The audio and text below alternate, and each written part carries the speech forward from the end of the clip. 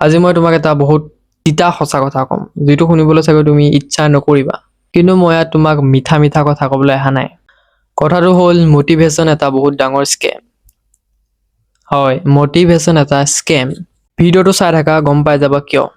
ৰাতি 11টা বা 12টা বাজিছে, তুমি শুই শুই ধুনীয়াকৈ ডেভিড গগিন্স বা বেলেগ কাৰোবাৰ মটিভেশ্যনেল ৰীল চাই আছা। আৰু এইবিলাক মটিভেশ্যনেল ৰীল চাই চাই তুমি ভাবিছা, কাইলেতো উঠি চব ফালি দিম, গোটেই পৃথিৱী উল্টা কৰি দিম, দৌৰিব যাম, পঢ়িম, কিবা কৰিম। চ' ৰাতি এনেকৈ মটিভেশ্যনেল ৰীল চাই চাই তুমি শুই গ'লা। আৰু ৰাতিপুৱা 7টা বজাত তোমাৰ এলাৰ্মটো বাজিছে, তুমি এলাৰ্মটো বন্ধ কৰিছা আৰু ভাবিছা আৰু আধা ঘণ্টা শুই লওঁ, তাৰপিছত ধুনীয়াকৈ উঠি পেলাই পুৰা কাম কৰিম, পুৰা ফালি দিম। যদি তুমি ফিজিকেল গ্ল' আপ আৰু লাইফৰ গ'লৰ কাৰণে মটিভেশ্যনৰ ওপৰত নিৰ্ভৰ কৰি আছা, তেন্তে তুমি জীৱনত একো কৰিব নোৱাৰা। এতিয়া আহোঁ ফিজিকেল গ্ল' আপলৈ। প্ৰতিজন ল'ৰাই ভাবে যে তাৰ এটা পাৰফেক্ট বডি থাকক, টি চাৰ্ট এটা পিন্ধিলে যে তাৰ বুকুখন পুৰা একদম আগলৈ উঠি থাকে, শ্ব'ল্ডাৰ দুটা ৱাইড, এপছ থাকক, বাইচেপ থাকক, মানে অভাৰঅল তাক ভাল দেখিব লাগে। কিন্তু ৰিয়েলিটিটো কি? এটা ভাল বডি শ্বেপ পোৱাটো একো ডাঙৰ কথা নহয়। তুমি হয়তো মটিভেশ্যনত আহি 2-3 দিন জিম কৰিবা, পুছ-আপ মাৰিবা, কিবা কৰিবা, কিন্তু 4 নম্বৰ দিনা কি হ'ব? মটিভেশ্যন খতম, তোমাৰো খেল খতম। আৰু ইয়াতে আহে ডিচিপ্লিন নামৰ শব্দ এটা। ডিচিপ্লিন মানে কি? তোমাৰ কাম কৰিবলৈ মন নাই, তথাপিও কৰিছা। তোমাৰ ভাগৰ লাগিছে, তথাপিও কৰিছা। তোমাৰ কিবা প্ৰব্লেম হৈ আছে, তথাপিও কৰিছা। গ্ল' আপ এদিনত নহয়। এটা পাৰফেক্ট হেয়াৰ ষ্টাইল নিজৰ ফেচ শ্বেপৰ হিচাপত মেটচ কৰা, তাক সদায় মেইনটেইন কৰি ৰাখা, তাক ৰাতিপুৱা ষ্টাইল কৰা। এইটো কাৰণে মটিভেশ্যন নালাগে, এইটো কাৰণে ষ্ট্ৰং কাৰেক্টাৰ লাগে। আৰু বাছ এইটো এটা এক্সাম্পলহে। মই জানো তোমাৰ লাইফষ্টাইলটো কিমান বিজি।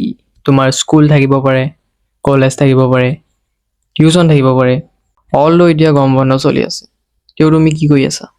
চ' এইবিলাকৰ পৰা তোমাৰ দিনটোত কোনো ৰেষ্ট নাই, ৰাইট? কিন্তু তাৰ মাজতে তোমাৰ কিছুমান সপোন আছে, ড্ৰিম আছে, গ'ল আছে। হয়তো তুমি এটা কণ্টেণ্ট ক্ৰিয়েটৰ বনিব বিচাৰিছা, হয়তো তুমি ভিডিঅ' এডিটিং শিকিছা, হয়তো তুমি কিবা অনলাইন বিজনেছ কৰিব বিচাৰি আছা, এটচেট্ৰা। বহুত কিছুমান থাকিব পাৰে, সেইবিলাক তুমিয়ে জানিবা। তুমি জানা যে এটা ভিডিঅ' বনাবলৈ কিমান টাইম লাগে, কেনেকুৱা এডিটিং স্কিল লাগে, থাম্বনেইল ডিজাইন লাগে, কমিউনিকেশ্যন স্কিল লাগে, আৰু তাৰপিছতো এটা ফ্লপ ভিডিঅ' বনিব পাৰে। অ'কে, এতিয়া ভাবি চোৱা, একেলগে স্কুল পঢ়িব লাগে, 3টা টিউচন, 2টা ইউটিউব চেনেল, আৰু বেছিক ফিজিকেল ৱৰ্কআউটছ ডেইলি। আৰু তুমি সঁচাকৈ ভাবা নেকি এইবিলাক সদায় কৰিবলৈ মন যাব বা মটিভেশ্যন থাকিব? ন', অবভিয়াছলি মন নাযাব ন'।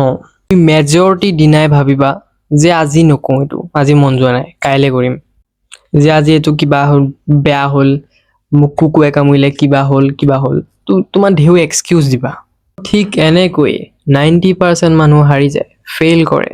যিবিলাক মানুহ ৰিয়েলি ডিচিপ্লিন, সেইবিলাক মানুহ কোনো ভাল মুড বা মটিভেশ্যনৰ ওপৰত নিৰ্ভৰ কৰি নাথাকে। সিহঁতে নিজৰ ডেইলি ৰুটিনৰ ওপৰত নিৰ্ভৰ কৰে। এটা ষ্ট্ৰাকচাৰেল ফৰ্মেট, যিটো সিহঁতে বছৰ ধৰি বনাই ৰাখিছে, সেইটোৰ ওপৰত সিহঁতে নিৰ্ভৰ কৰে।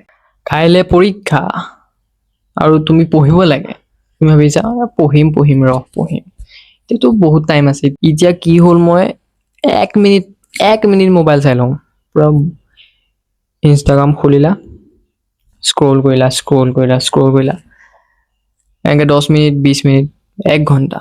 তোমাৰ এস্থেটিক বডি বনোৱা সপোন আছে, তুমি ৱৰ্কআউট কৰিব লৈছা, আৰু তোমাৰ ভাগৰ লাগি গ'ল, নাজানো কিয়, কিন্তু ভাগৰ লাগি গ'ল।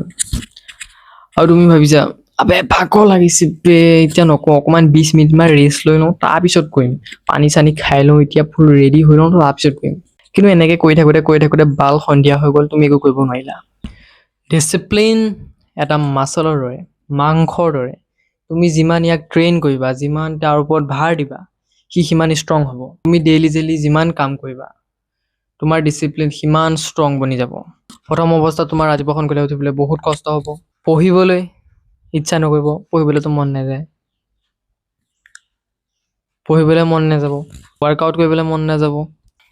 আৰু যেতিয়া তুমি ইয়াক ডেইলি পাৰফৰ্ম কৰি যাবা, চ' তুমি ইয়াৰ ইউজটো হৈ যাবা। আৰু যেতিয়া তুমি ইয়াক ডেইলি কৰি থাকিবা, ইজি হৈ আহি থাকিব। যদি তুমি এইটো ভিডিঅ' পৰা অকণমান হ'লেও ভেলিউ পাইছা তেনে তলত কিবা বাটন কেইটামান আছে সেইকেইটা দবাই দিবা